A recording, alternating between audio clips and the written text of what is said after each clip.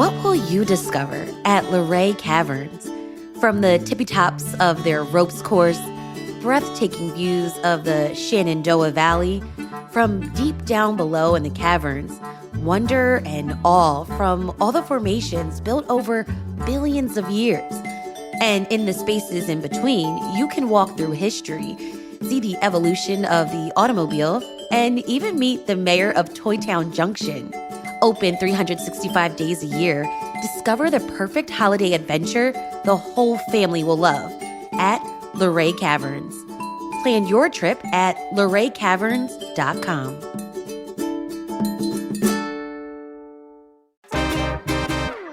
Today on CityCast Philly, the team and I are recording here at the Fiddler Club. It's a private club and co-working space, and really a whole lot more right here in Center City. We're drinking water today to hydrate because it's the Friday News Roundup, and boy, what a week it was. We're talking about why a recount has been ordered in the Senate race. City Council began hearings on the proposed Sixers arena this week, and did you smell that? Why Philly's getting a whiff of smoke. It's Friday, November 15th. I'm Trenae Nuri, and here's what Philly's talking about.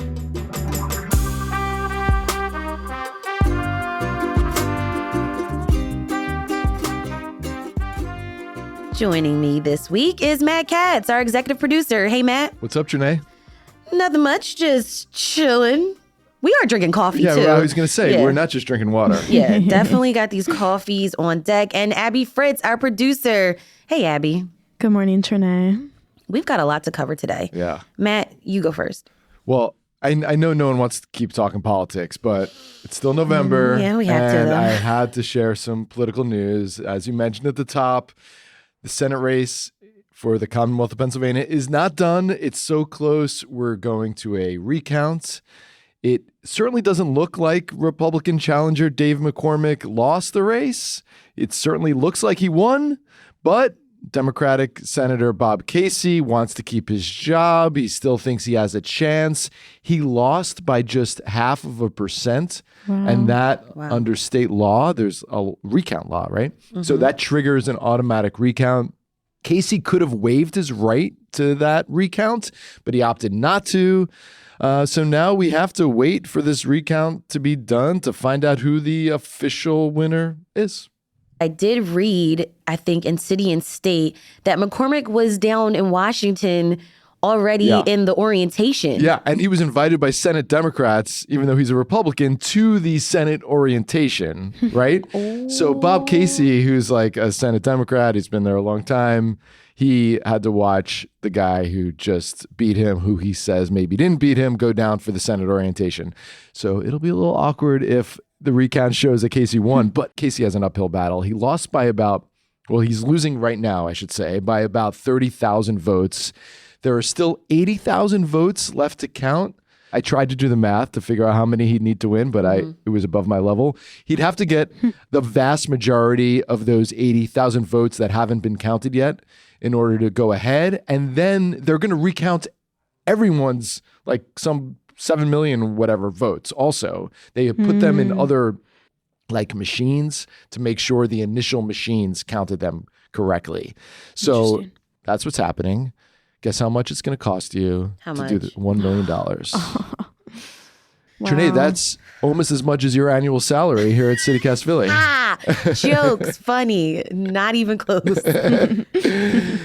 Do we know when this is all going to be done? The Inquirer said it should be done by the end of the month. They basically have to, rerun all these votes through these voting machines, and they have to check them all. But even if it's done at the end of the month, there could still be court fights over like specific votes or provisional ballots that one of the campaigns said was counted wrong. So I guess this could continue for several weeks now. Jeez. I mean, speaking of politics, you just mentioned the Democrats invited McCormick, who's a Republican. Are the local Democrats still at each other's throats, blaming each other for Kamala Harris's loss in the presidential election? You know it. This feud, which I've been following with my popcorn out since Election Day, is only getting like rawer and rougher. Bob Brady, he's been head of the Democratic Party in Philly since Ronald Reagan was president. So literally almost 40 years. Long time. He's all angry at the Harris campaign, Kamala Harris's campaign. He says they didn't do enough to show him respect during the campaign, and they didn't give him enough money to that he could then use to get out the vote. And he's blaming them for why Philly did not have a great turnout compared to other elections in terms of Democrats, and why she therefore lost Pennsylvania. But the younger Democrats in the city and the Harris campaign are not having that criticism. They say Brady is a dinosaur. It's time for new blood. He needs to resign. He's too old in his ways. He hasn't grappled with the new way of doing campaigning and analytics and computers and all that stuff. So you had this advisor to Harris, Brendan Phillips. He wrote this scorching op-ed in the Inquirer. He said the local Democratic Party under Brady, quote, resembles more of a social club for political has-beens than a functioning organization designed to grow and build power for working people. They say all he does, this is another quote here from Brendan Phillips, Chairman Brady's insistence on extorting campaigns for street money to fund his party operations. So he's saying that Brady extorts campaigns, makes them give him money that he can supposedly use for street money, which is really to pay his own handpicked political operatives. The street money is what's used to knock on doors on election day, but a lot of people get their hands on it. And it's basically the criticism is that the Democratic Party is just like a place for insiders and favorites to make some cash on election day. So this is a very interesting, it's a juicy fight, right? Because it's so out in the open, but it's also important. I mean, this is the dominant political party in a town controlled by this one party, and there's a civil war breaking out. So I imagine we're going to be following the ramifications of this going forward. We've got more news around the city after the break.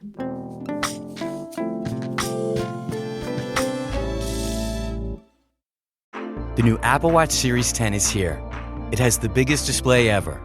It's also the thinnest Apple Watch ever, making it even more comfortable on your wrist. And it's the fastest charging Apple Watch, getting you 8 hours of charge in just 15 minutes. Introducing the all-new Apple Watch Series 10, now available for the first time in glossy jet black aluminum. Compared to previous generation, iPhone XS or later required. Charge time and actual results will vary. With an hour before boarding, there's only one place to go, the Chase Sapphire Lounge by the club. There, you can recharge before the big adventure. Or enjoy a locally inspired dish.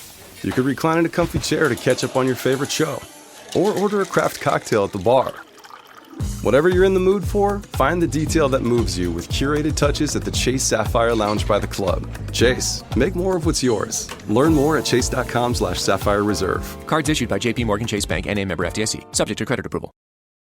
All right. Another big news story that was happening this week in the city is City Council began its hearings regarding the $1.3 billion 76ers arena proposal. The hearings kicked off on Tuesday with Mayor Sherrell Parker's administration being the first to present, and they really just outlined a list of expected benefits. And we kind of heard some of these things over the past few months, weeks now. Because the mayor's totally all in on this. She's fully backing this. She said, you remember that meeting she held at the Pennsylvania Convention Center, I think around September? She was like, I'm taking responsibility for this. And, she mentioned that this was a historic deal for the city, one of the biggest, city sports. She said it's the best deal ever made for the city and sports or something like that. Yeah. Exactly. So here's the list just to kind of remind us of what the Parker administration says are the expected benefits. Yeah. No city funding will be involved. The city will get $6 million in payments in lieu of not paying property taxes. There's this $50 million community benefits agreement, tax revenue over 30 years equaling up to about $700 million. And then there's this goal to hire and contract with marginalized groups, women, workers with disabilities, people that have been kind of excluded historically from these particular deals. So the big question on everyone's mind is just how will members of city council vote on this proposal? How do they feel about this whole project? So a lot of questions were raised during this week's initial hearings. For example, impact on construction, on area businesses. You know, we've heard that over this whole conversation. Concerns about SEPTA, which we'll talk about a little bit later. I was reading KYW, I was reading the Inquirer to kind of see how members have been responding in these hearings. Councilmember Jeffrey Young, he represents the city's 5th district, so that's North Philly. He said this is a bad deal economically and for communities. He pressed Parker's administration on some of those issues. Councilmember at large Isaiah Thomas, who we spoke with over the summer, he wants owners of the team to move their company, which is Harris Blitzer Sports Entertainment, into the city. He'd support it if they move into the city, the corporate headquarters?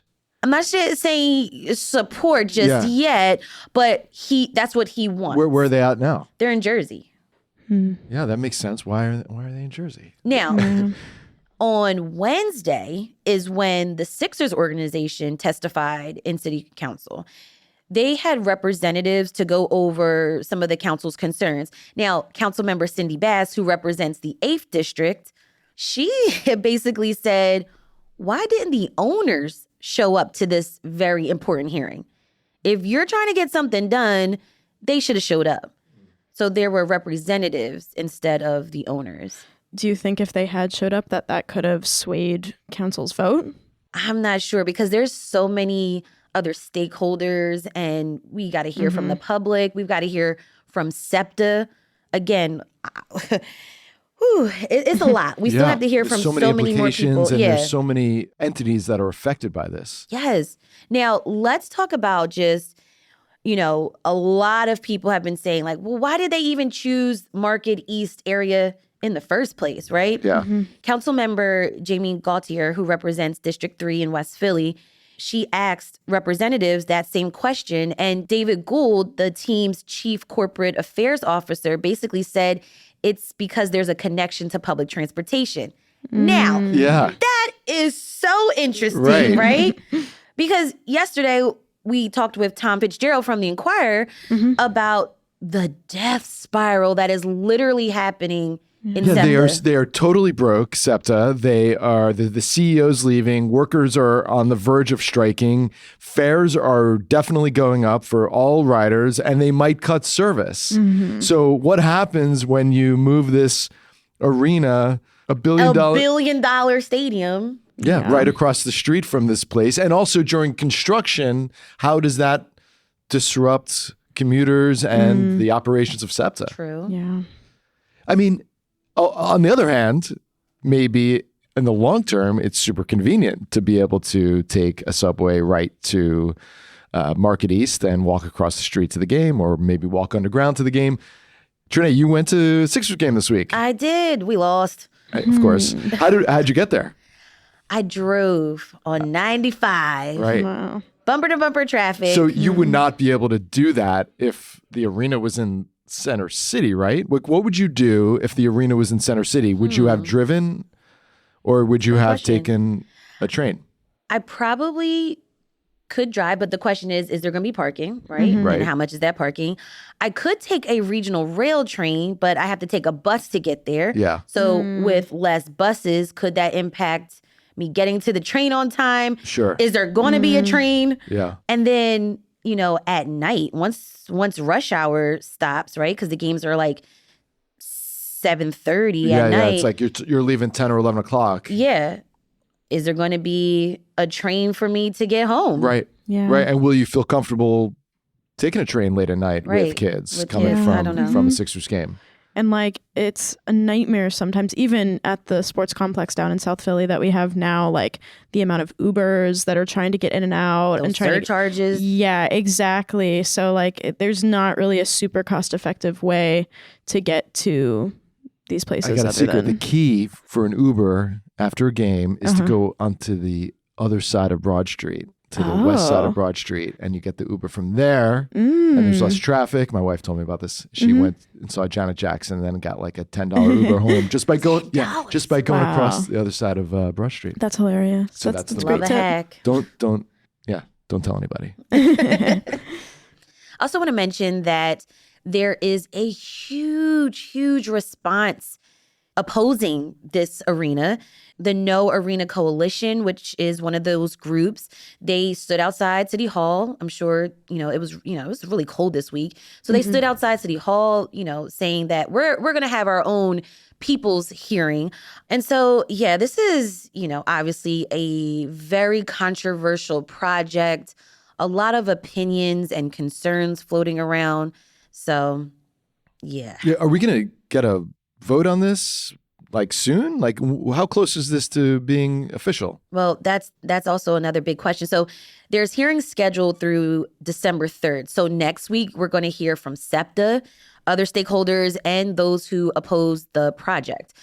So the big date we do have to keep in mind is December 12th, because that's when council begins their winter recess. Oh, okay, got it.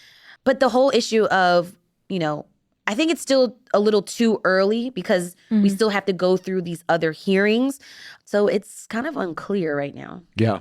The thing that I think could potentially change, just because it feels like something that could sway some council members, is this $50 million community benefits agreement, where basically the team gives $50 million to the city and they divvy it up to neighborhoods and people impacted by this thing. It seems like that number could go up, and that might be able to bring some council members over to the team side in order to build this arena. I'm wondering what that money would be used for. Well, yeah, they say it could be like some of it goes to Chinatown, some of it would be, I think, at the mayor's discretion, but it's in the scheme of things, it doesn't feel like a lot of money. Yeah. I mean, Joel Embiid is making, I looked it up, he's making like $51 million this year, and he's not even playing every game. Oh my gosh. So this is $50 million for a 30-year lease, right? With goals to open it for the 2031 season? Yeah, right. I could see that number going up, that the team says, okay, we'll give you some more money, especially since they're not paying property taxes. They're going to be paying this pilot instead of property taxes. So council's going to want more cash flow, I imagine. At least some members will. Right. So obviously we will keep our eyes on this story and how council will vote eventually on this proposal. We've got more news after the break.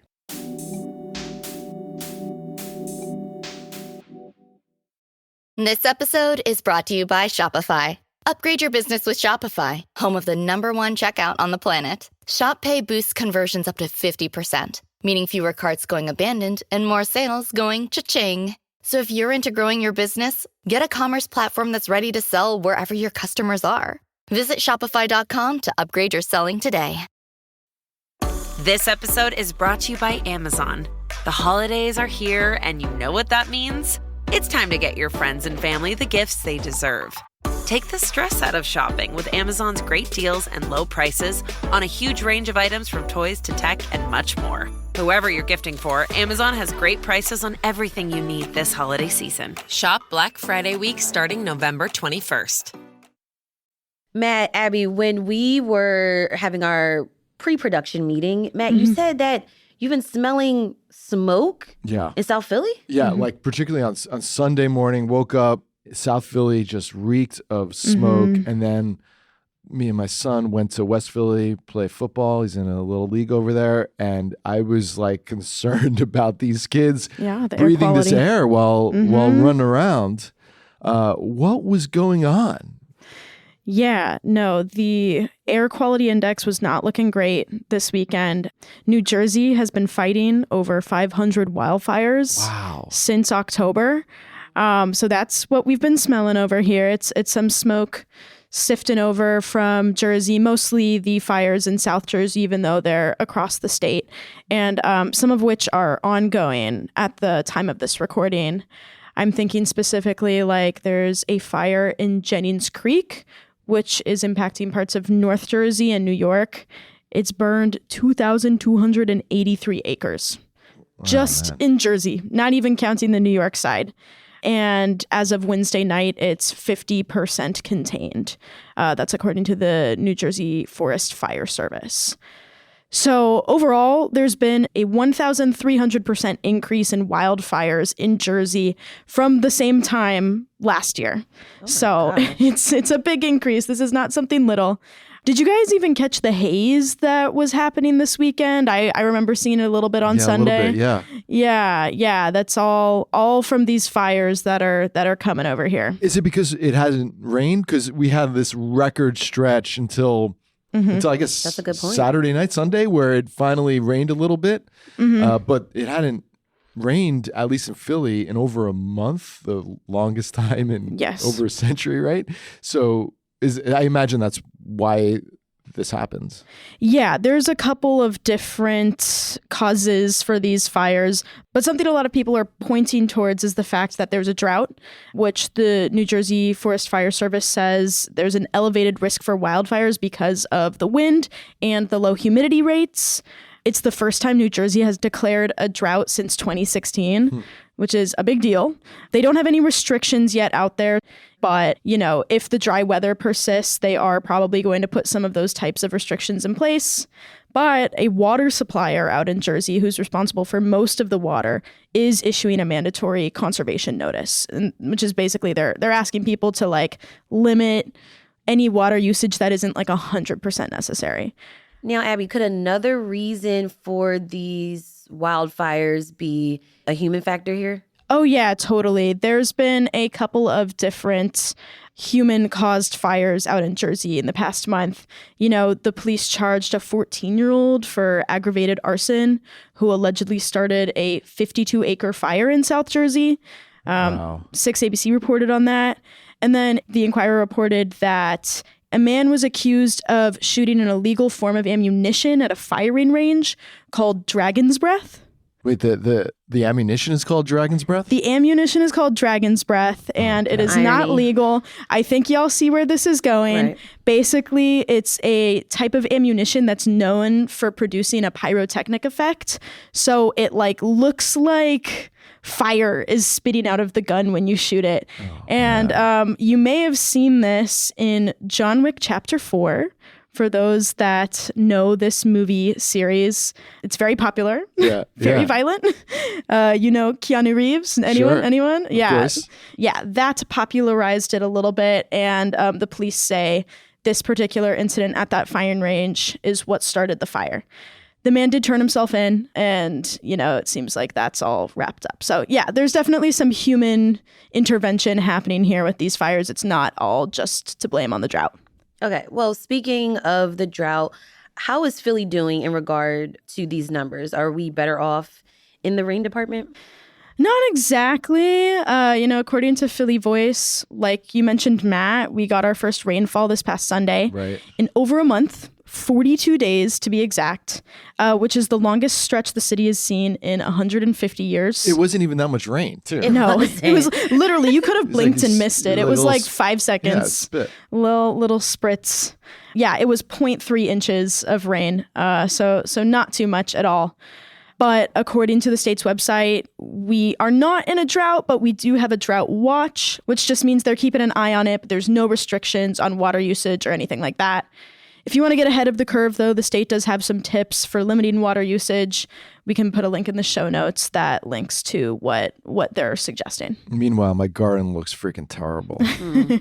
Yeah. All the plants are sad. Aww. All right, let's transition and talk about what we're going to do for the weekend. All right. You guys got plans? Yeah. I'm going to New Hope with my family in Bucks County. I haven't been in a really long time. Back when I was there maybe a decade ago, it was artsy, very LGBTQ friendly.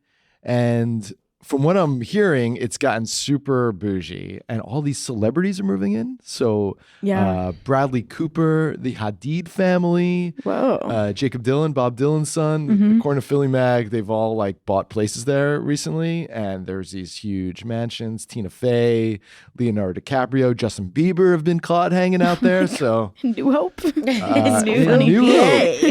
It's so charming, and it's got these lovely little hills and very old buildings, and it's so super close to New York City and Philly that I think that's why it's become this attraction for people with deep pockets. So yeah, that makes sense. Looking forward to it. I'll report back. Me and Bradley Cooper might go get a beer on the main street casually. there. Yeah. I didn't get to do this over the summer, but I went to New Hope earlier this year, and they have a hot dog float stand in the middle of the river in New Hope, and you can take little tubes and then buy a hot dog and keep tubing down the river. Yeah. So I think it's probably a little too cold now to do that, but maybe you and Bradley can plan for the future. Yeah, we might put that on the calendar. Yeah. Abby, what are you doing? I'm really excited. I'm waking up early tomorrow, and I'm going to a birding event with the Philly Queer Birders. It's at FDR Park. We did an episode with this group a while back, and they're super fun. I've been really wanting to make it out to one of their events, so I'm excited to get outside, this weekend and see some birds. I think it'll be nice. That's really nice. Yeah. How about you, Trenae? Is it cold enough? Is it too soon to start decorating the house for Christmas? Oh my gosh. You have to wait till after Thanksgiving. No, my Christmas tree came. Oh, really? Yes, I ordered it. Yeah. I'm one of those that orders. Did you get a fake one? A fake tree. Okay. Yeah. Do you guys not do fake trees? Well, I just have the menorah, so it's it's not it's much person. smaller, but you don't want the menorah near the tree. For those who do both, that's something. That's my one tip in this regard. No fire there. Yeah, I mean, I don't personally decorate for Christmas at my house, but my family does, and they always get real trees, and the smell of the Douglas firs or whatever is gorgeous. I think if I did do anything, it would definitely be what's the green the garland. Yeah, I would do garland. I would totally do garland, but I think just for the smell. Or those little pine cones that smell nice. I get really silly with this. I say this year's tree, brand new tree, because I'm living in a brand new space. It's gonna have the snow, the fake snow. Oh, that's cool. Isn't that perfect? Because we might not get snow, yeah, right. So we have to remind people what snow is. I love that. Totally. That's the weekend plan. All right, after you decorate, send us pics. Okay, yes. I will. All right, Matt, Abby, thanks for joining me on this Friday News Roundup. Thanks, guys. Thanks, Trenae.